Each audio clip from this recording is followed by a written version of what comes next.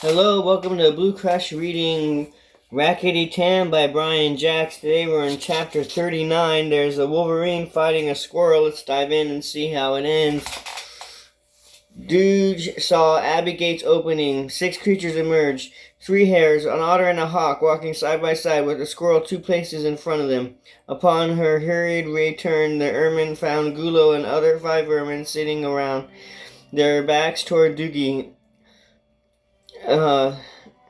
And their once well-lit torches now just butt stalks down into the earth. The Wolverine was chewing on the raw carcass of a nightjar which the old fox had felled earlier with his sling. Crunching on a bone, Gulu stared up at Dooge through hooded lids. Do they bring the walking stone with them? The ermine nodded. Sire, the river dog carries in it the basket around his shoulder. They were all well armed save for the bird. Gulu rose to lizard fashion, wiping down feathers from his lips. He swelled his powerful chest and flexed his mighty limbs confidently. Come, my slayers, let us taste the flesh of these fools. Doogie Plum had been gagged 3 times, but still he had managed to rip and shred each binding.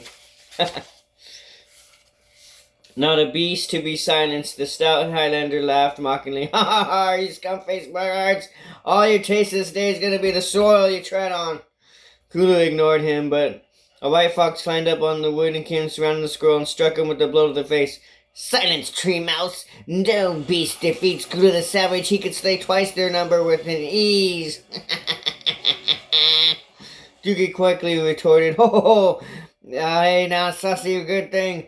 Well, let me tell you, Bonnie, we vermin, your chieftain has never met Rakkety Tam Ch. Then he bowed forward. Holloway Bra, Tam! Tam answered a cry and leaped in the ditch ahead of his friends. Holloway Brand, Doogie Bloom, McBurl for you! Both shouts set off thunderous roars from creatures gathered on the Highlanders. Red Wall, Odelay! At the signal from Gulu, Dooge began rolling the drum forward, striking it with the basket hill of Doogie Claymore as she raised the vermin into a chant. Gulu, Gulu, Gulu, kill, kill, kill. Both sides marched forward within 6 paces of each other, then halted. Gulu and Tam advanced 2 more paces. They stood facing eye to eye. Skipper placed the basket containing rock bottom on the ground. Then he stood over it, hefting a long javelin. One of the foxes eyed the basket, his paws straying to curve his sword hilt. A swift blast still was all it took. Dermot Ferdemon's long blade was out, pointing at the fox. Come anywhere near the basket before this contest is finished, sir, and it's death to you. Take my word, we're here to see fair play. This is a one-on-one fight. Tam against Gulu. All others stay out of it, clear? Gulu and Tam began circling wildly, each riveted on the other, their eyes unblinking. With huge, menacing appearance, the Wolverine had created immediate fear in all the beasts he had ever faced. He towered over the squirrel warrior, baring his teeth, flexing his claws and breathing heavily, showing neither fear nor hesitation, and holding the sword Martin loosely at one side. Tam looked up at his enemy. Gulu gave a blood-curdling growl, setting up a small cloud of dust as he stamped his footpaws down heavily. He leered at his smaller opponent wolfishly. Little warrior, you are bold to face Gulu. Thy body will add strength to mine. Thy heart belongs to me. Normally this would have set any beast in a tremble, but Tam's reply was completely unexpected. I could not give my heart to one as ugly as ye, to promise to a fair, pretty maid. The eye blurring speed, Tam swung his sword, which produced a ping sound as it nicked a claw from the Wolverine's paw. Gulu let out an unearthly shriek and charged him. Roar! The borderer's shield took his enemy. Mighty paw struck it. Tam dodged nimbly to one side, avoiding the force of the blow. He swung a counter slash with his blade, but it only short off the thick bunch of hair. As Tam brought his shield back into position, Gulu divided headlong. His massive head caught the shield's center, sprawling and squirreled backwards, head over tail, and sending him skipping over the grass. The watchers scattered on all directions as Gulu howled triumphantly and went after his quarry like a thundering juggernaut. Tam recovered quickly, half kneeling, and he held up his shield against an onslaught of blows from both the Wolverine's ponderous paws. Instinctively he slashed the slashed out with his saw, and was rewarded by a sharp grunt of pain as it pierced the huge beast's footpaw.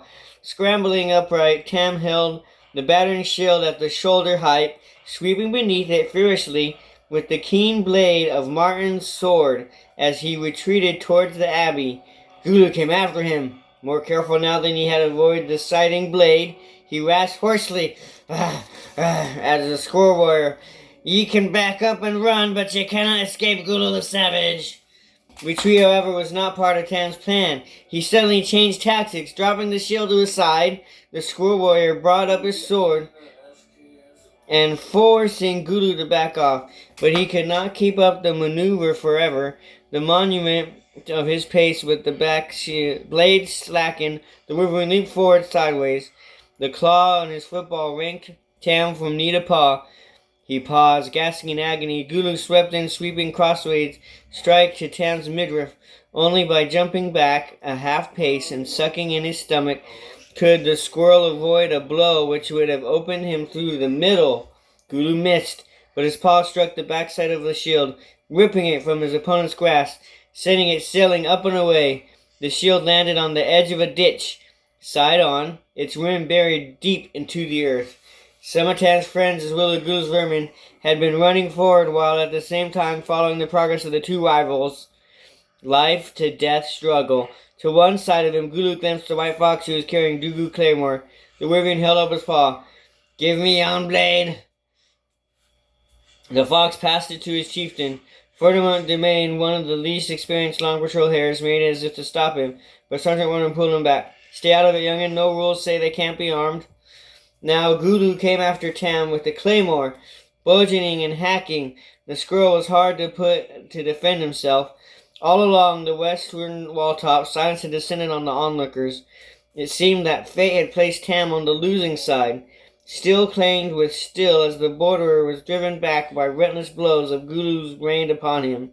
Back he went, countering and parrying as the long-bladed claymore hammered against his own shorter sword. Tam could not look to see where he was being driven, but he knew he was being forced toward a ditch, which ran alongside the path outside the abbey wall. Gulu began roaring as he delivered each crushing blow. "Gulu kill! Gulu kill!" Then Tam tripped. He fell heavily backward, striking the ground with a force which almost knocked the wind from him. The last thing he saw was Gulu, flinging himself forward with the claymore upraised. For a brief moment, time seemed to freeze. Then, none too soon, Tam sighted the wolverine in the mid-air, falling toward him, the claymore raised for a fatal blow. Blood-red eyes ablaze, the borderer warrior seized his final chance with the speed of chain lightning. Gripping the sword of Martin hilt, the blade on both paws, he held it up horizontally. A fierce spirit possessed him as he shot both footpaws up rigid at the descending wolverine. A wild howl raged ripped from Tam's throat. "Haul away the bra!" Then the weight of his adversary fell upon him as Tam thrust upward with the sword with all four paws in a stupendous burst of power. Like a stone from a slingshot, Gulu was carried through the air by implements of the mighty effort. He slammed to the earth, just short of the ditch. His own massive body weight sent his outstretched neck right into the edge of Tam's shield. Which was buried upright in the earth, at the edge of the ditch. Gulu was transfixed for one horrifying heartbeat. His body at the ditch's edge. Clunk! His head fell into the dried leaves on the ditch bed. Gulu the Savage would never return to rule the lands of ice and beyond the cold seas. Tune in next week to see how the story ends. But the squirrel won! Yay! Thank you. Please like and subscribe.